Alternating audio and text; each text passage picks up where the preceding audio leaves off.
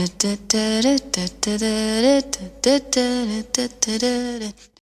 I'm Dr. Ken Berry, family physician, and in this short video, we're going to explore the question, is coffee bad for you? Coffee has been vilified by many sources. Even some religions are anti-coffee. Human beings have only been drinking coffee for the last 500 or 600 years, so I think it's a valid question and we should look into it. If you know someone who loves coffee or you know someone who hates coffee, please consider sharing this video with them. You can share it on all your social media and help me reach more people and help them understand both their medical health and their nutritional health issues. Now, let's talk about this. There are so many myths and superstitions and rumors out there about coffee. It's got to be bad, right? We've all heard that coffee stunts your growth. My grandmother, when I was growing up, forbid me to drink coffee. I had to sneak and drink my cousin's coffee.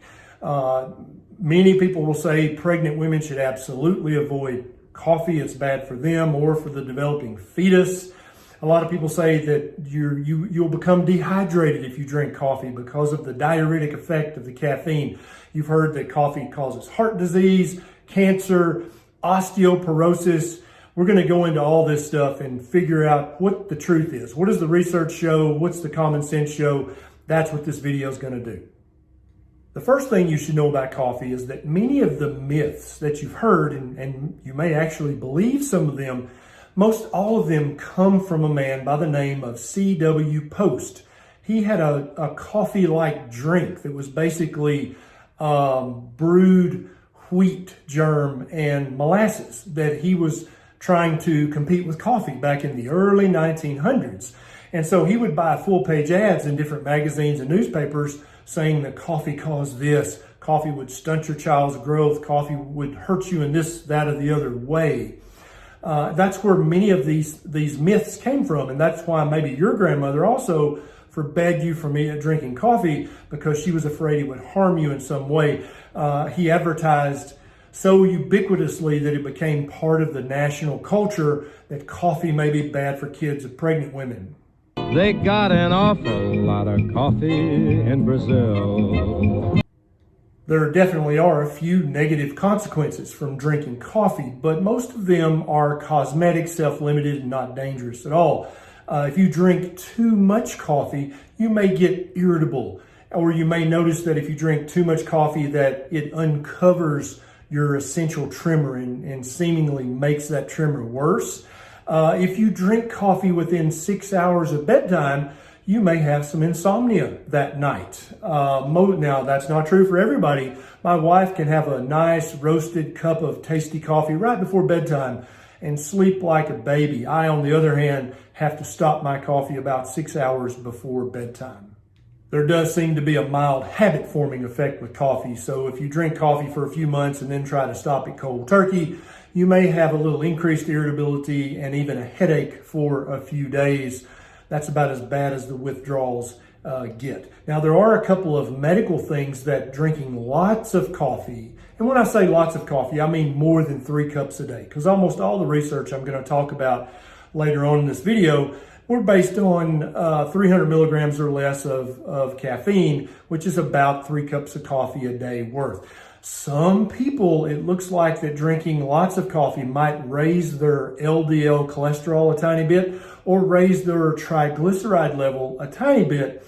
But in both of these subpopulations, it doesn't seem to raise these two amounts a meaningful amount, meaning it's not going to affect your health in any way if you drink 4, 5, 6 cups of coffee a day, but it may make these numbers a tiny bit higher. Now let's talk about all the good things that coffee has been shown to do for the human species. And these things are based on both observational research, but there's also quite a bit of controlled research that's been done on coffee because a lot of young researchers grew up trying to prove coffee was bad because of C.W. Post's advertisements and the effect it had on their grandparents. But so there's way more controlled research about coffee than you might imagine. But some of these benefits are based on observational research, which, as you probably know, don't prove anything. So definitely coffee has been shown to increase your energy level. It's been shown to increase your alertness, to increase both your short-term and long-term memory. And some of these have been done in controlled trials. It's been shown to increase your physical performance. And it probably does this by decreasing your reaction time physically, which it absolutely does do. For many people, it actually helps them enter ketosis easier because it helps you break down fats that are stored in your body and burn the fatty acids. That's a good thing. That actually can help you lose fat, which coffee has been shown to do in a couple of small studies. And then also in some of the larger observational studies, it looks like it's associated with not having a high BMI.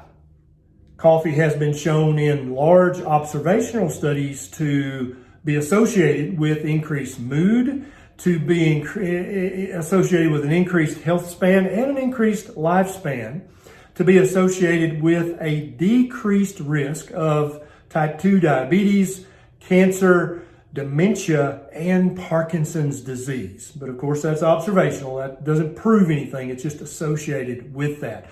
Coffee actually contains magnesium, manganese, and vitamins B2, B3, and B5. And if you're a big believer in antioxidants, it's a fun fact to know that coffee provides more antioxidants for the average American than all of their fruit and vegetable consumption combined. Now let's get back to those myths that CW Post made very popular. There's absolutely no controlled, meaningful research showing that coffee will stunt your child's growth. None. In fact, in some countries in Central and South America, children are weaned straight off the breast milk onto coffee, and they grow up tall and beautiful, so that's probably not true.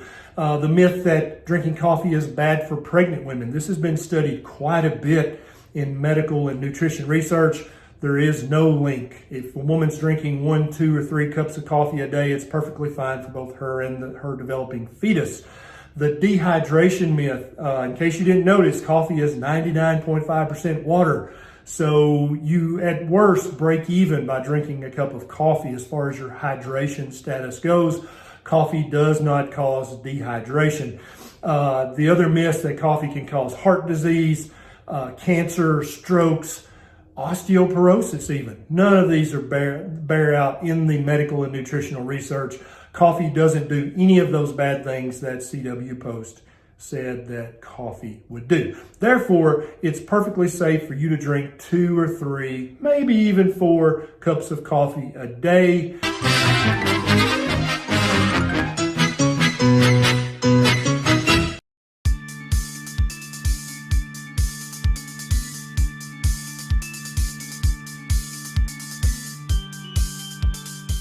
No animals were harmed during production. It doesn't contain nuts and is suitable for vegans too.